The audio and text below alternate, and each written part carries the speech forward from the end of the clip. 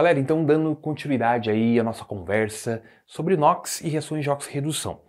Então a gente já viu que o NOx de um elemento, ele vai depender da posição desse elemento na tabela periódica, né? Ou seja, qual família ele pertence, e também da eletronegatividade de outros elementos, né, com quem ele possa estar ligado ali. Tudo bem? Então essa tabelinha que eu construí para vocês aqui, a gente já viu em partes aí na primeira parte da aula, né? E aqui eu dei uma complementada, certo? Eu coloquei em destaque os elementos oxigênio e hidrogênio, isso porque eles são extremamente importantes. Eles são os que mais aparecem nas fórmulas, né, dos compostos, e com certeza vai aparecer na sua prova, certo? O hidrogênio a gente já viu que ele, na maioria das vezes, assume o NOx de mais um, tudo bem? Porque o hidrogênio, na grande maioria dos compostos, ele faz ligação covalente, está ligado a um não metal, né? Então, a eletronegatividade dele é menor, ele acaba, então, ficando deficiente de elétrons, NOx positivo, NOx de mais um. E, em alguns casos, que é minoria, né? A gente tem o hidrogênio fazendo ligação iônica ligado a metal, e aí ele vai assumir a forma de um ânion, né, que é o ânion hidreto, que tem a carga de -1, tudo bem? O oxigênio, gente, nos compostos, quase sempre é -2, certo? Por que quase sempre? Porque tem o flúor, que é o único mais eletronegativo que o oxigênio. Então, no fluorito de oxigênio, a gente tem um caso onde o NOx do oxigênio é positivo, certo? E nos peróxidos, né? O que é um peróxido? A gente tem uma ligação covalente oxigênio-oxigênio, se chama ligação peróxido. Isso aparece em todos os peróxidos, certo? Então, essa ligação covalente, ela se dá entre átomos do mesmo elemento. É oxigênio com outro oxigênio, certo? Então, vamos ver a diferença para a água.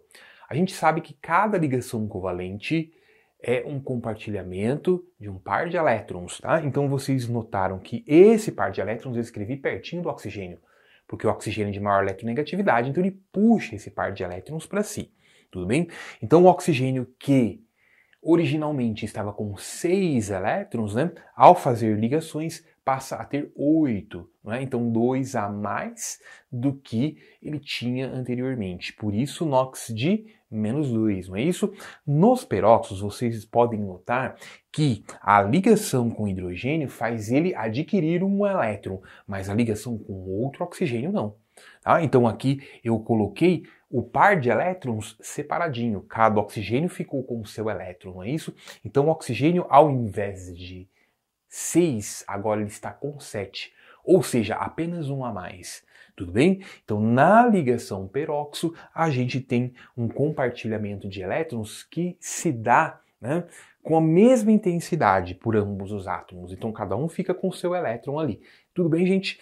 E no caso do O2, nós temos uma substância simples, né? E aí são dois átomos do mesmo elemento, tá? E aí a eletronegatividade, por ser igual, faz com que ninguém ganhe elétrons, também ninguém perca elétrons. Então o NOx é 0, tá? Se vocês contarem aqui, vai dar 6 elétrons na camada de valência, que é aquela quantidade que eu teria se o oxigênio tivesse isolado, né? Tudo bem? Então isso vale para todas as substâncias simples, porque nós vamos ter o elemento isolado, ele não vai fazer ligação com átomos de outro elemento, tá? Então o NOx é sempre 0 para substâncias simples, beleza? Bom, sabendo agora, né, dessa tabela mais completa, a gente pode falar das reações de óxido-redução, onde acontece oxidação e redução ao mesmo tempo, né? É claro que esses dois processos, eles têm que ser simultâneos, né? Por quê? Porque durante a redução nós temos recebimento de elétrons, né? E durante a oxidação nós temos perda de elétrons, não é isso? Quando o elemento perde elétrons, o NOx fica positivo, não é isso? O caso do hidrogênio, né? Quando faz ligação covalente.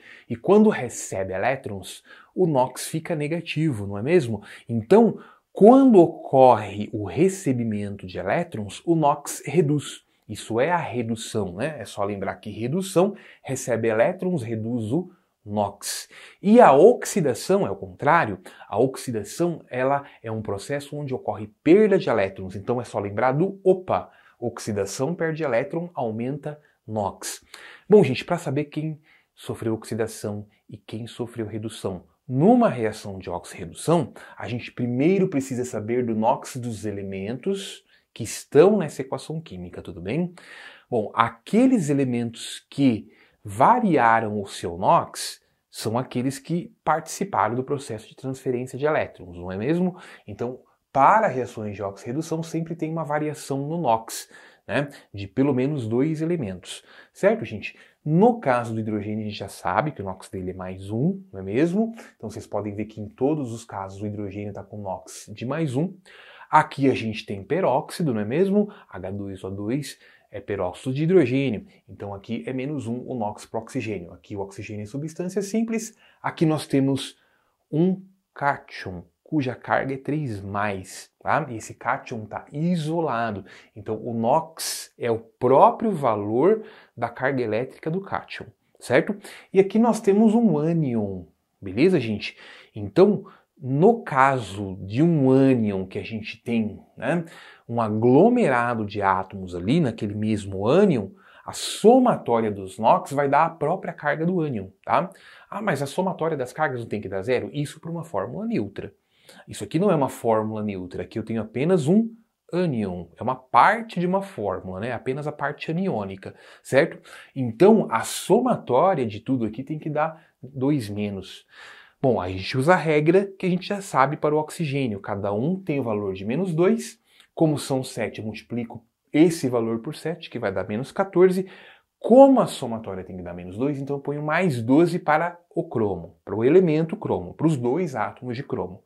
E aí, fazendo a divisão por 2, eu encontro, então, o valor de mais 6 para o NOx do cromo antes da reação acontecer, do lado dos reagentes. Tudo bem? E aí, esse cromo, olha só o que acontece com ele. Ele vai para mais 3, então de mais 6 para mais 3, isso é uma redução, tudo bem? Redução recebe elétrons e reduz o NOx, beleza? E qual elemento sofreu aumento no NOx? O oxigênio, que de -1 foi para 0, beleza, gente? Bom, então, aqui nós temos uma oxidação. Opa, oxidação perde elétron, aumenta o NOx. Aumentou o NOx, processo de oxidação. Tudo bem? Pessoal, quem perde elétrons para alguém, não é isso? Então ele faz alguém receber esse elétron, ou seja, ele faz alguém sofrer a redução. Então quem sofre oxidação, tá? O elemento que sofre oxidação, ele vai ser o agente redutor. Tudo bem? Então o oxigênio está contido em qual substância? No peróxido de hidrogênio. Então o peróxido de hidrogênio vai ser o agente redutor. Então o agente redutor é aquele que contém o elemento que sofreu a oxidação, tá? Bom, da mesma forma, quem sofre redução recebe elétrons. E quem recebe elétrons de alguém. Então ele faz alguém dar elétrons para ele. Ou seja, ele provoca a perda de elétrons, ele provoca uma oxidação. Então o elemento que sofre a redução, ele faz parte do agente oxidante, tudo bem? Se o elemento que reduziu é o cromo, então a substância que contém o cromo é o agente oxidante, tudo bem? Beleza, pessoal? Bom, então é isso que eu tinha para falar. Espero que vocês tenham gostado e a gente se vê aí numa próxima aula.